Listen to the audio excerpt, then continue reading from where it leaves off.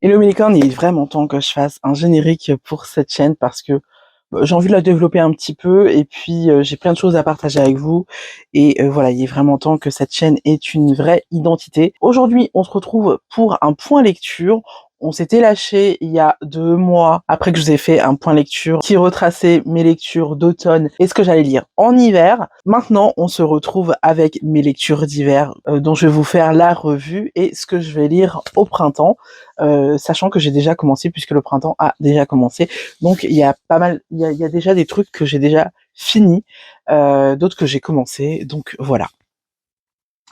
Commençons donc avec mes lectures d'hiver. Alors, on va se dire les choses tout de suite.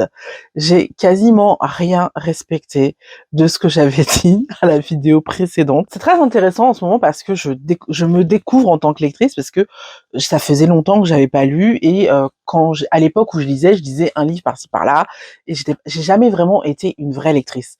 Maintenant, je peux vous dire que je suis totalement mordue, donc on va essayer de respecter les saisons, mais il y a plus de chances pour que je vous fasse un point lecture tous les mois parce que je commence vraiment à apprécier lire et j'apprécie encore plus de lire que de regarder la télé. Vous savez, le soir et tout, j'avais un petit rituel avec ma mère, mais là, très sincèrement, je préfère largement bouquiner dans mon coin. D'ailleurs, ma mère s'en plaint. Mais du coup, je lis beaucoup plus que ce que je pensais lire.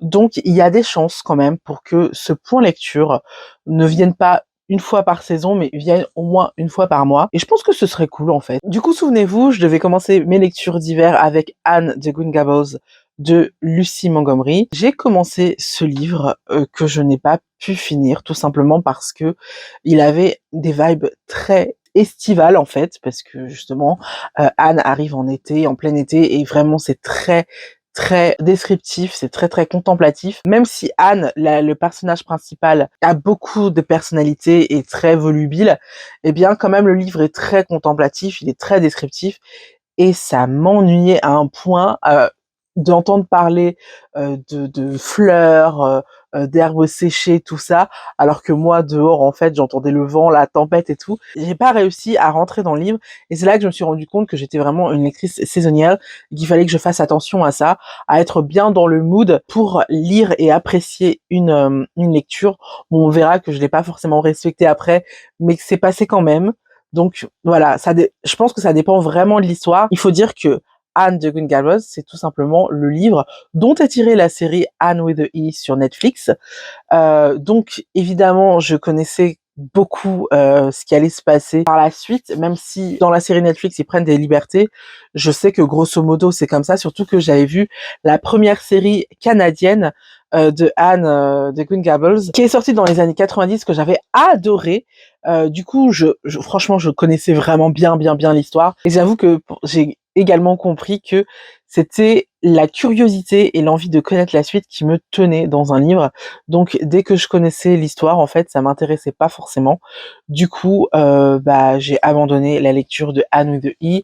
Je pense que j'y reviendrai pas. Et d'ailleurs, j'ai donné le livre à ma grand-mère qui adorait la série Anne with the E. Donc voilà, ça fait une autre heureuse. Ensuite, j'ai enchaîné comme prévu avec le guide de la protection magique pour préparer Imbolc. Pour les profanes, Imbolc, ça va tout simplement représenter la fin de l'hiver et le début du printemps. Du coup, c'est une période pendant laquelle les sorcières vont faire attention à la protection magique et vont justement nettoyer les énergies négatives et essayer de protéger leur maison. Donc c'était vraiment le bon moment pour lire ce livre. Mais pareil, j'arrivais pas à rentrer dedans. Je pense que le livre commence par trop de choses que je sais déjà, et du coup, au lieu de passer, en fait, ça m'a saoulée. Parce que quand je lis un livre de sorcellerie, j'ai toujours peur qu'en passant le chapitre, je passe des détails que je ne connais pas. Donc j'ai tendance à les lire quand même, mais du coup je m'ennuie en fait. Du coup, comme le livre ne me tenait pas, eh bien j'avais bien mieux à faire que de lire. Du coup, j'ai lâché cette lecture. J'ai lâché cette lecture en me disant que j'avais envie de vivre une histoire, de lire une histoire. J'avais envie vraiment qu'on me raconte quelque chose. Donc qu'est-ce que j'ai fait? Je suis allée à la librairie à côté de chez moi. La librairie à côté de chez moi, c'est l'espace culturel de Leclerc. Et donc je suis allée voir dans les rayons. Et il y avait pas mal de livres qui m'appelaient. J'hésitais entre le livre Babel et le livre If We Were Villains, parce que je trouvais que on était vachement dans l'ambiance justement très hivernale. Sur les deux, on est sur le Dark Academy.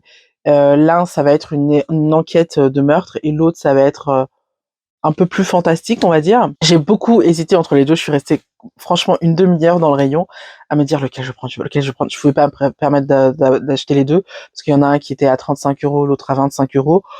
Ah, c'est bon quoi. Donc je suis restée très très longtemps devant le rayon et j'ai fini par craquer sur celui qui avait quand même 3 prix de littérature. Et puis il y avait aussi le côté politique qui m'intéressait, dans le sens où c'est quand même une critique de l'esprit colonial du 19e siècle, donc c'est super intéressant.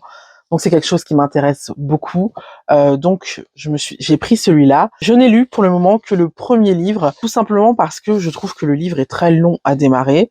Je sais que j'ai quitté au moment où ça allait commencer, hein, j'en suis consciente, mais j'étais pas dans le mood. J'étais pas dans le mood. Je sais pas ce que j'attends. Je pense que c'est quelque chose qui me plaira beaucoup plus à la rentrée, genre juste après avoir lu Harry Potter, tu sais. Je commence par Harry Potter, le deuxième tome, parce que j'ai lu le premier cette saison. Donc je commence par Harry Potter et puis juste après je lis ça.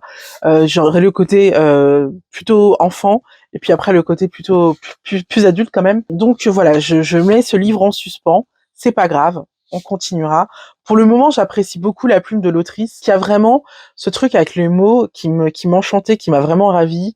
C'était vraiment très très agréable. Babel nous raconte l'histoire d'un petit garçon chinois dont la famille a été totalement décimée par la maladie. Il y a un professeur d'université qui vient chez lui au moment où il allait dépérir parce qu'il mourait de faim, parce que tout le monde autour de lui était mort. Il la ramène en Angleterre pour étudier les langues, pour pouvoir être traducteur, tout simplement parce qu'il y a un truc avec les mots, il y a une magie des mots. Il y a aussi une histoire de magie avec un bâton métallique. Bref, pour le moment, j'ai lu que le premier livre, donc forcément, je n'ai pas les tenants et les aboutissants pour vous raconter mieux, mais c'est très très intéressant.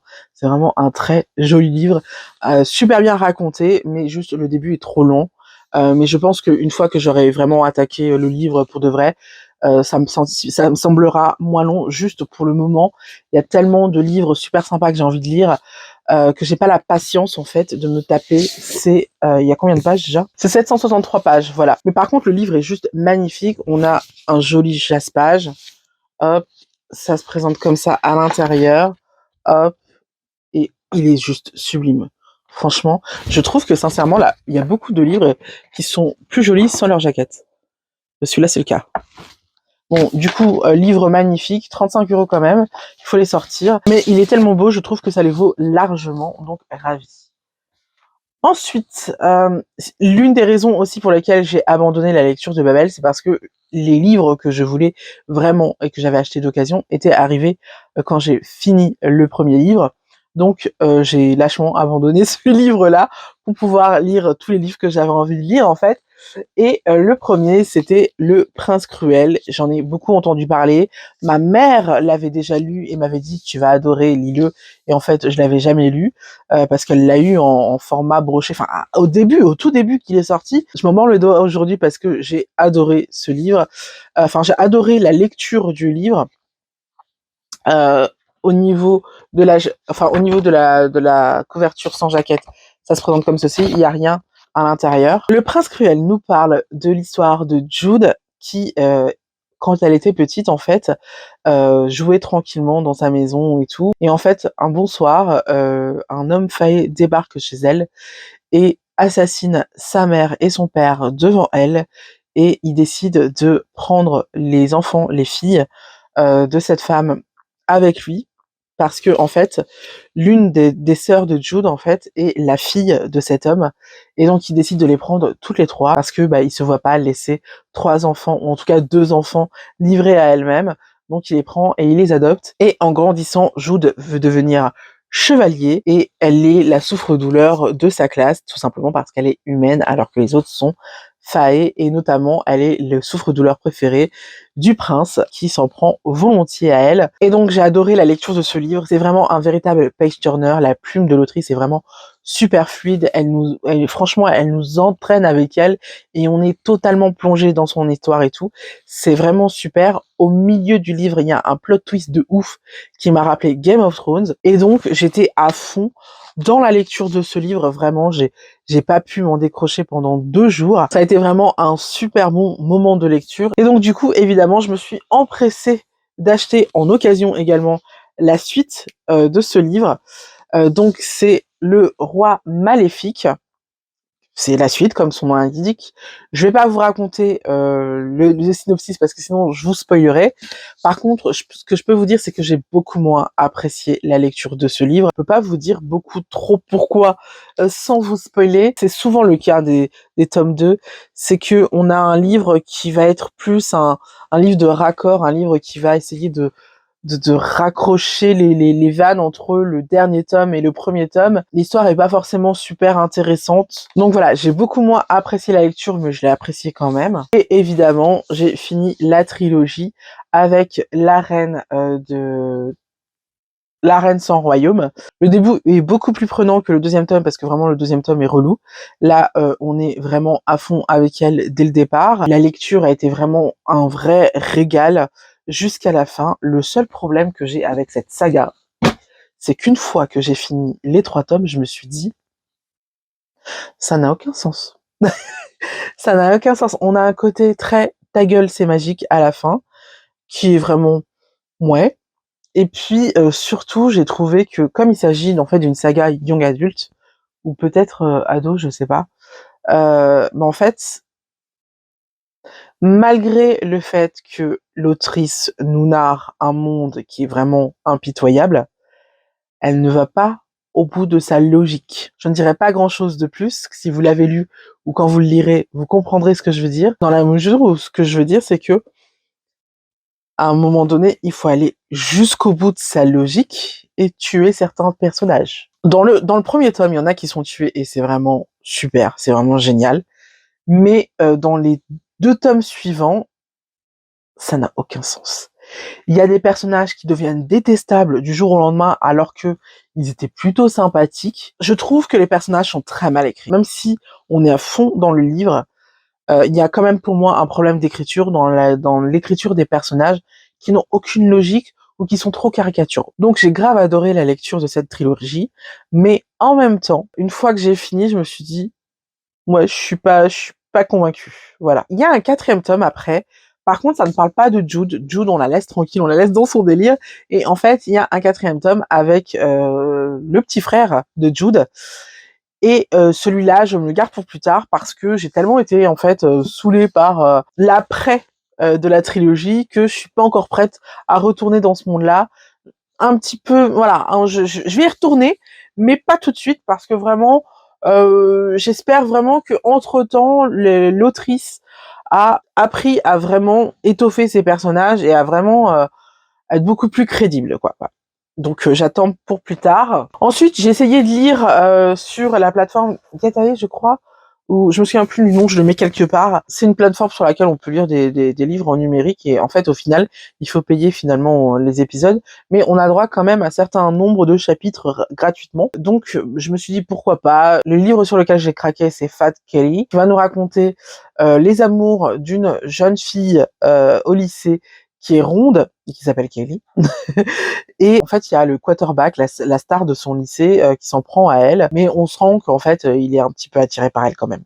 Donc voilà. Du coup, j'ai commencé à lire ce livre. C'était sympa, mais voilà, c'est vraiment très teen pour moi. C'est trop teen pour moi. D'autant que le mec, on va arriver à des kilomètres. En fait, tu la kiffes et t'es juste trop toxique pour lui dire juste je te kiffe. Donc voilà, je suis pas allée très loin. Je crois que je suis allée jusqu'au 10e chapitre et je pense que j'en resterai là parce que voilà, ça m'intéressait pas plus que ça. Donc si vous aviez été hypé par ce livre qui était vendu pas mal sur Instagram, bah voilà, c'est pas ouf. Ensuite, petite pause. Ensuite, on passe au livre que j'attendais avec impatience. Et c'est d'ailleurs le livre que je voulais lire avant tous les livres, mais je l'ai acheté quand il est sorti, quoi. Donc je pouvais pas le lire avant. Vous en avez sûrement entendu parler parce que c'est un carton hein, en ce moment. Fourth Wing, Fourth Wing.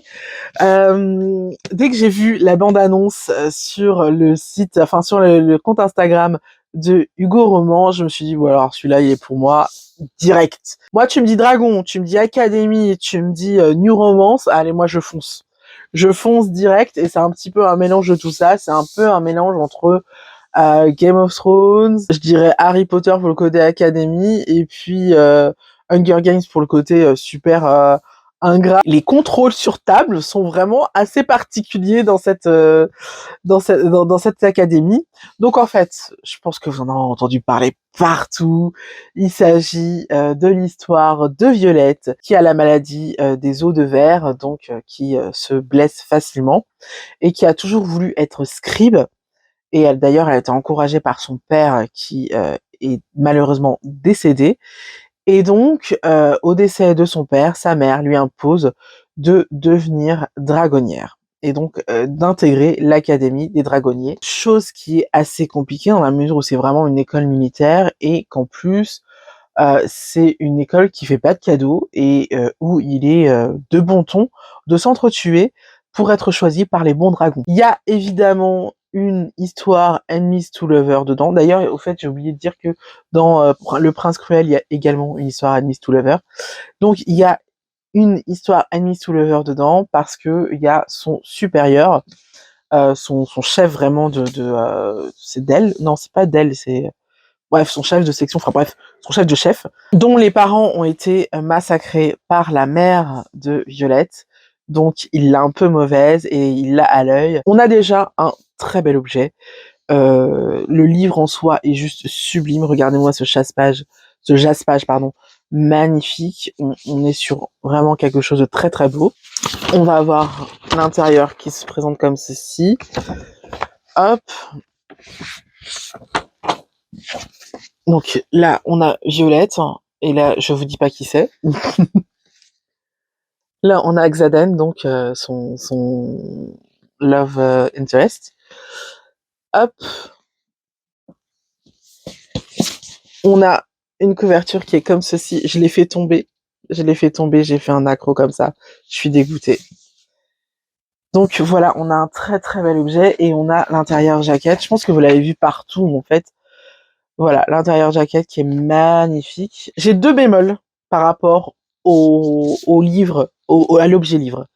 Le premier bémol, ça va être le marque-page qui n'a pas tenu, hein, clairement. J'ai fait tout mon possible, j'ai essayé de l'arrêter en brûlant les bouts, j'ai tout essayé, ça n'a pas tenu. Donc voilà, le marque-page sous lance. Et un autre truc qui me semble un petit peu plus grave quand même, c'est que on voit Xeden qui est représenté ici, qui est ma foi très beau. Mais j'aimerais juste faire un petit aparté et parler du fait que dans le livre, Janen est plutôt typé métissé. Il a même son cousin, dont on dit qu'il est son portrait craché, qui a un afro. Et moi, ce que je trouve pas forcément super top, c'est que il est pas représenté en tant que... Ça va, il a rien. Il a rien. Et donc moi ce que je trouve assez grave, c'est qu'il n'est pas du tout représenté comme quelqu'un de métissé. Je l'ai vu dans plusieurs fanarts où il était bien représenté métissé, mais c'est vrai que dans d'autres, et en général dans les trucs officiels, il ne l'est pas. Je trouve ça intéressant d'en parler parce que ça me semble quand même un peu grave. En fait, il est blanchisé dans les représentations officielles et c'est... Enfin voilà, pourquoi? Donc à part ça, c'est un très bel objet. Je suis ravie d'avoir une représentation. J'aime bien moi quand on a des fan art qui nous représentent les personnages principaux. Je trouve ça super intéressant. Et alors pour le livre en lui-même, mais quel bonheur en fait. J'étais mais à fond à fond, à fond, à fond.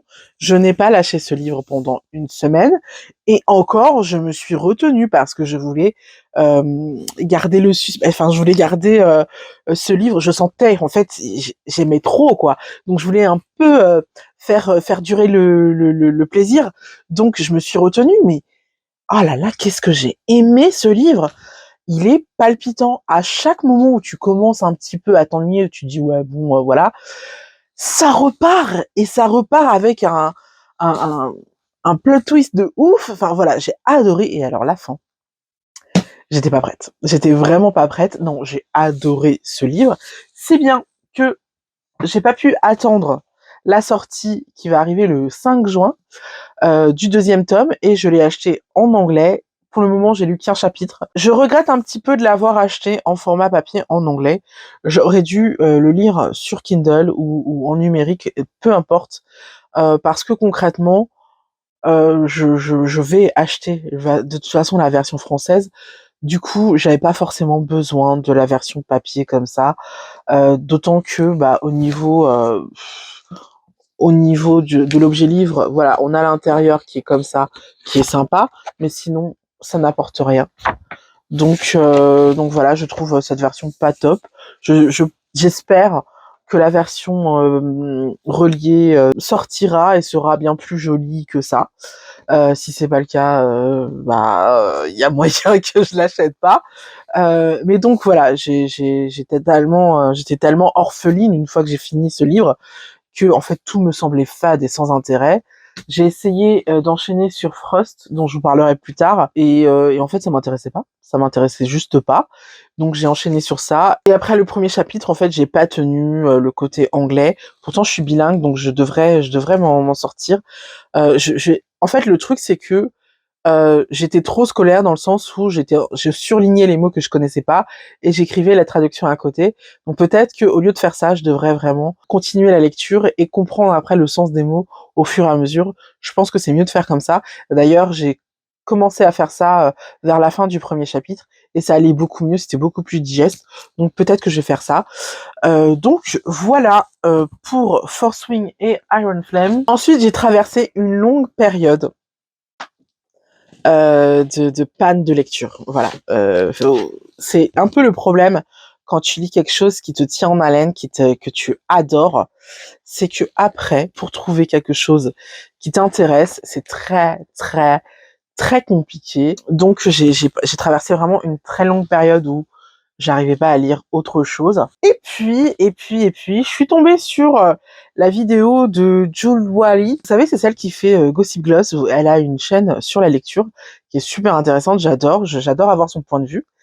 Et elle nous a parlé de la saga Brutale Attirance. Et en fait, elle nous expliquait qu'il s'agit d'un monde dans lequel les créatures magiques existent. Donc il y a les vampires, les loups-garous, les hybrides vampires-loups-garous, les fées et les sorcières. Et c'est un monde dans lequel les créatures de la nuit n'ont pas le droit de se mélanger, enfin de faire d'être en couple en fait avec les créatures de jour, tout simplement parce que on ne veut pas avoir d'autres hybrides que les loups-garous vampires. Et donc dans ce monde-là, on suit l'histoire de Ludmilla qui est une sorcière et qui déteste les hybrides, tout simplement parce que son grand frère, pardon, a été tuée par des hybrides. Elle a été totalement matrixée par son père pour, d'un côté, détester les hybrides, mais aussi pour être une machine de guerre, quoi, une warrior, parce qu'il voulait l'endurcir. Et donc, dès le premier jour de sa rentrée, Ludmilla tombe sur un hybride qui s'appelle Diego, qui est super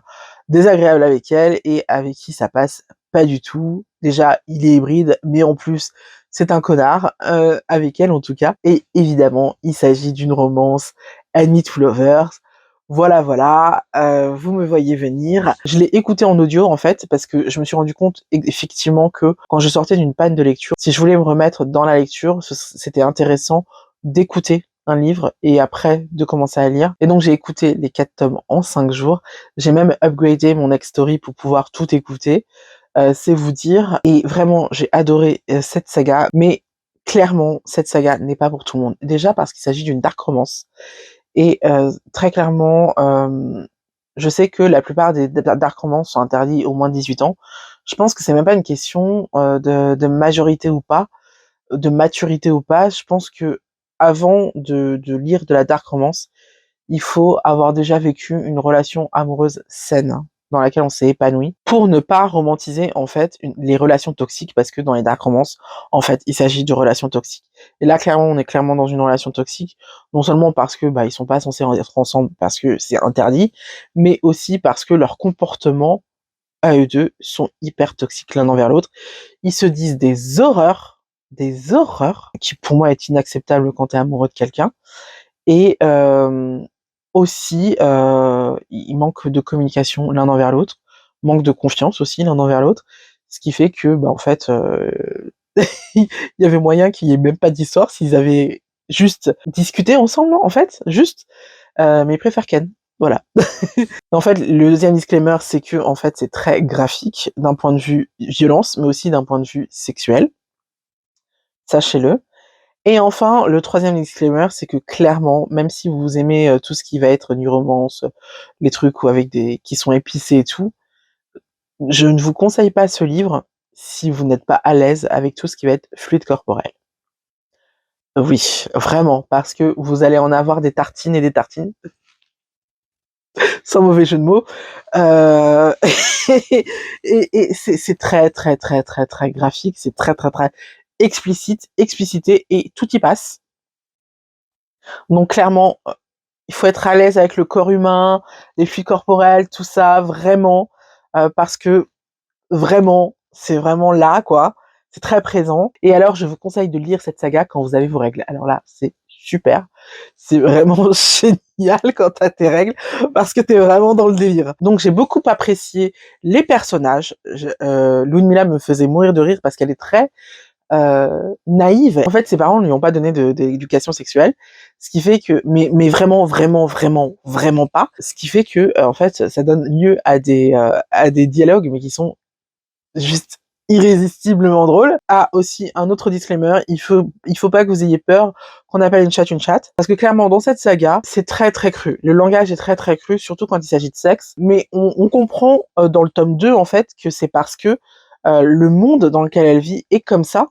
Elle vit dans un monde où il y a des vampires, des loups-garous et des hybrides.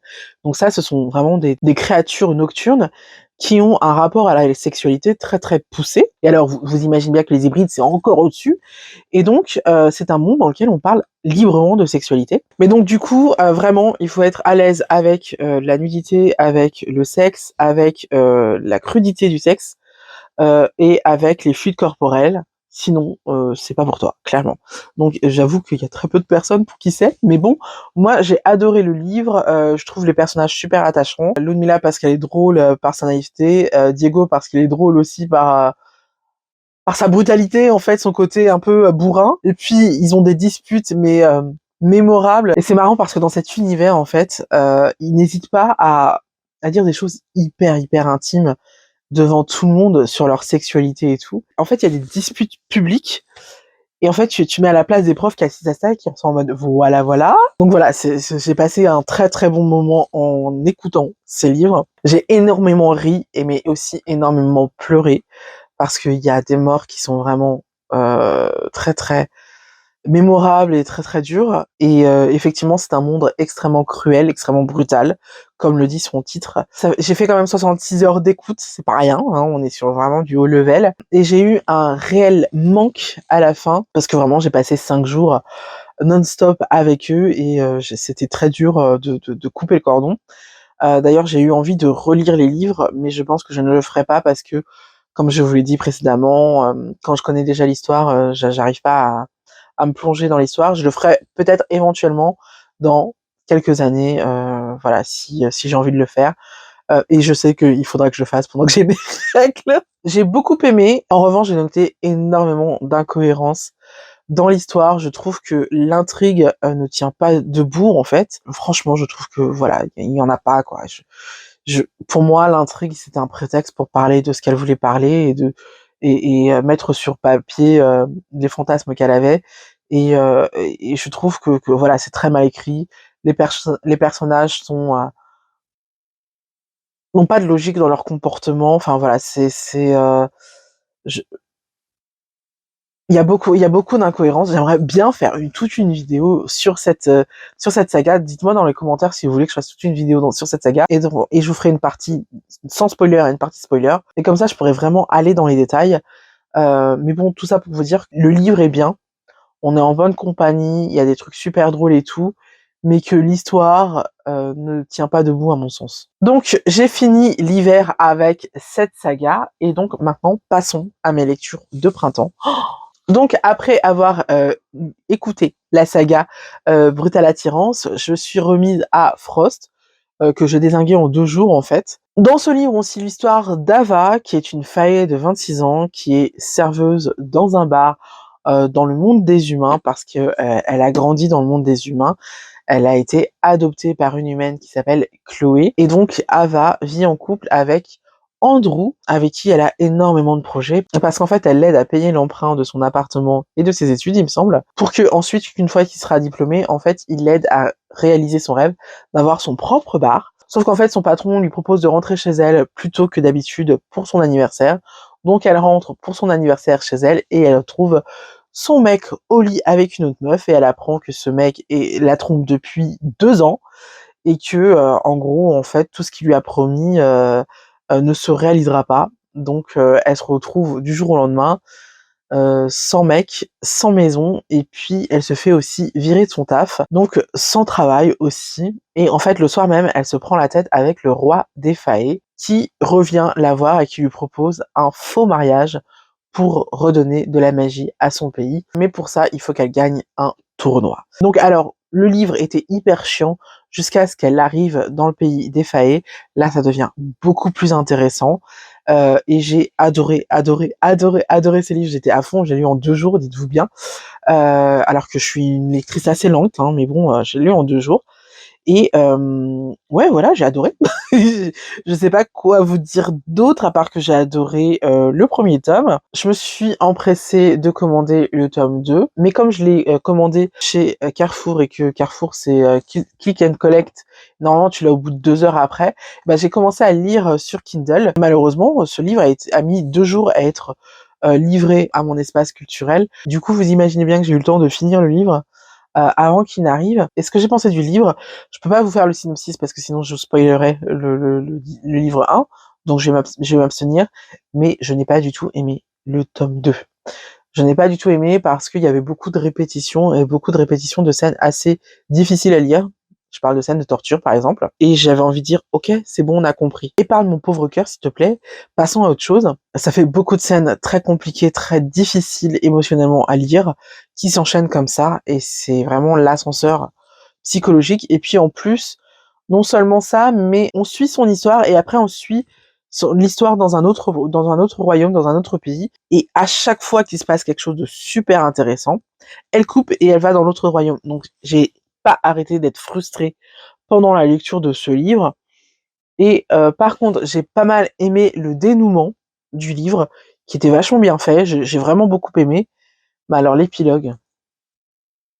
Oh, l'épilogue est à chier. Oh là là, l'épilogue était immature. Voilà, j'ai trouvé très immature. Du coup, voilà, quand je suis allée chercher le livre, j'ai refusé la livraison du livre. Du coup, il me sera remboursé et ça, je le revendrai sur Vinted parce que j'ai pas envie de le garder. Même si le tome 1 était super, le tome 2, vraiment aucun intérêt pour moi. Euh, je suis contente de l'avoir lu sur Kindle. Ensuite, je me suis acheté ça en occasion, tout simplement parce que il y a la saison 3 des Chroniques de Bridgerton qui arrive, et j'avais envie de revoir les 2 premières saisons, mais comme j'ai appris entre-temps que c'était en fait tiré d'un livre, je me suis dit, bah, tu sais quoi, je vais lire le livre au lieu de voir les saisons 2. Sauf que, bah, comme je connais l'intrigue et comme je sais comment ça se termine et tout, bah, je suis beaucoup moins hypée, donc j'ai du mal vraiment à rentrer dans ce livre. Je pense que finalement, je vais revendre ce livre-là et que je vais tout simplement regarder les saisons en série. Heu, il y a aussi le fait que j'aime énormément l'esthétique des séries, hein, là, dans les chroniques, bah, il y a pas de noir dedans comme il y a, dans la série et bah, mine de rien, je trouve que ça rajoute vraiment quelque chose, de se sentir, représenté puis il y a aussi toutes les robes et tout qui sont décrites hein, dans ces livres-là, mais c'est pas pareil que de les voir. Donc je préfère revoir les saisons. Donc voilà, j'ai commencé, j'en suis à la page 116 et non. Voilà. Du coup, j'ai enchaîné ces derniers jours sur Solid Dead Burn. C'est une histoire de dragons encore. Mais pour le moment, en tout cas, les dragons, c'est les ennemis. Là, on est dans un monde, sur une île, en fait. Les dieux de l'île choisissent une enfant pour les incarner sur Terre. Et en fait, cet enfant est capable de convoquer ces dieux et déesses. Et elle a leur pouvoir. Et donc, c'est elle qui va défendre l'île. Et cet enfant qui s'appelle Faron, en fait, elle a aussi une sœur qui s'appelle Elara, je crois. Donc, elle a aussi une sœur qui s'appelle Elara, qui elle aussi est militaire. Elles ont fait la guerre ensemble il y a 5 ans pour se défendre justement d'une nation qui a des dragons. Et Elara veut devenir pilote des machines qui aident à lutter contre les dragons. Et donc voilà, j'en suis là pour le moment. Donc voilà, j'en suis à la 55e page. J'en suis pas loin mais bon, pour le moment j'aime bien, je trouve que le ton est un petit peu puéril, mais bon, je me suis rendu compte que c'est à partir de 12 ans. Donc c'est peut-être pour ça. J'espère que le personnage principal va acquérir en maturité au fur et à mesure parce que bon voilà. Donc voilà, ça a l'air super intéressant. Ce qui m'a beaucoup attiré, c'est que l'autrice était noire et le personnage principal, les deux personnages principaux du coup, sont noirs, donc c'est assez rare. Et personnage noir, autrice noire, dragon, moi ça me suffit. Voilà. Donc j'en suis là. Je pense aussi lire Un pacte avec le roi elfe, qui m'attend depuis très longtemps dans ma pile à lire. C'est un livre que j'ai acheté en même temps que Le Prince Cruel. Mais Le Prince Cruel est arrivé en premier, donc c'est lui que j'ai attaqué. Mais si celui-là était arrivé avant, j'aurais attaqué celui-là. Donc voilà, je pense que je vais le lire dans vraiment pas longtemps. Mais voilà, il m'intrigue beaucoup, il me plaît beaucoup, donc à voir. Pour l'histoire, au fait, Luella est une jeune humaine, en fait. Attends, vous savez quoi? Je vais vous lire le synopsis. Il y a 3000 ans, les humains étaient les proies de races puissantes pratiquant la magie. Heureusement, un traité fut signé et une barrière entre les deux mondes érigée. En échange, les habitants humains du village de Capton ou Capton, sont forcés de fournir tous les 100 ans une jeune fille afin qu'elle devienne l'épouse du roi elfe. Être choisi revient à quitter son peuple et sa famille pour toujours. Une condamnation à laquelle Luella est heureuse d'avoir échappé. Elle a pu ainsi suivre des études d'herbologie pour devenir guérisseuse du village. Jusqu'au jour où le roi des elfes vient pour elle. La voici désormais forcée d'épouser un roi froid, à la beauté surnaturelle, et de vivre au cœur d'un pays plein de magie, mais qui se meurt. Car Luella va vite découvrir que pèse sur ses épaules un lourd fardeau. Elle seule peut sauver à la fois ce monde et celui d'où elle vient, où elle a laissé les siens. Voilà, c'est aux éditions Big Bang. L'édition est magnifique. Alors, on est sur du hardcover. Hop, on a des illustrations. Hop, hop. Je l'ai acheté, je crois, à 17 € alors qu'il en vaut 25 sur Amazon, parce que vous savez qu'il y a la possibilité d'acheter en occasion sur Amazon. Donc voilà, et on a 2 fanarts aussi en vellum. Donc je trouve ça super cool, on se moque pas de nous. Et bah écoutez, j'ai vachement hâte de lire ça. Voilà, ça me semble super cool pour le printemps, c'est parfait. Surtout qu'elle est arboriste et tout, c'est parfait. Autre livre que nous a conseillé Jules Wally, c'est La maison aux ailes déployées. Alors elle nous avait parlé de la suite, qui est La maison aux ailes au cœur exalté, il me semble. Et j'ai acheté le tome 1, je l'ai acheté en brochet parce que pas disponible en relié en ce moment. Donc c'est pas grave, voilà, je le lirai comme ça. Je l'ai acheté le jour en fait où j'ai refusé la livraison de la suite de Frost, qui est Ambrosia. Et donc je vous lis le synopsis parce que voilà, comment vous dire que je m'en souviens plus. Mi-humaine, Fallon vit une existence misérable en travaillant dans une taverne, ah tiens elle aussi, pour subvenir aux besoins de sa famille. La jeune femme est détestée par l'élite des Fae, au sang pur, à l'exception de Dante, le prince de Luce, dont elle est amoureuse depuis qu'ils ont échangé un baiser. Mais cet amour entre moins que rien et prince est impossible. Jusqu'au jour où un oracle prédit à Fallon un avenir dont elle n'aurait jamais osé rêver. Elle pourrait bien devenir reine, à condition qu'elle libère une créature ailée aux immenses pouvoirs. La jeune femme est prête à tout pour renverser l'actuel roi et régner aux côtés du beau prince Luce. Mais vouloir réveiller les pouvoirs qui sommeillent depuis des siècles est une quête très dangereuse. Fallon pourrait bien y perdre son âme et sa vie. Tintintin. Donc voilà, ça aussi j'ai hâte de le lire, ça va être vraiment, franchement vachement cool. Donc voilà. Ensuite, on va faire une pause à un moment donné, à un moment ou à un autre, on va faire une pause dans les fictions, et on va lire quand même Monter d'abord sur la balance, qui est un livre sur la grossophobie médicale. C'est un livre écrit par Aline Thomas, qui est celle qui avait réalisé le documentaire dans lequel j'apparais, qui est Grosse, le poids de la réussite. Donc voilà, c'est un super documentaire sur Teva, dont je suis assez fière. Je suis assez fière de figurer dedans. Donc on a la suite logique de ce documentaire, qui est ce livre sur la grossophobie médicale, et ça me semble super intéressant. J'ai hâte de le lire. Mais écoutez, c'est tout pour aujourd'hui, c'est déjà pas mal, hein. J'ai dit pas mal de choses. Ça fait 2 heures que je tourne. Voilà, donc bon, hein, ça suffit. On se dit à très vite pour une prochaine vidéo. Je vais vous faire bientôt une vidéo sur les nouveautés Witchy que j'ai reçues. Donc voilà. On se retrouve donc très bientôt. Bye bye.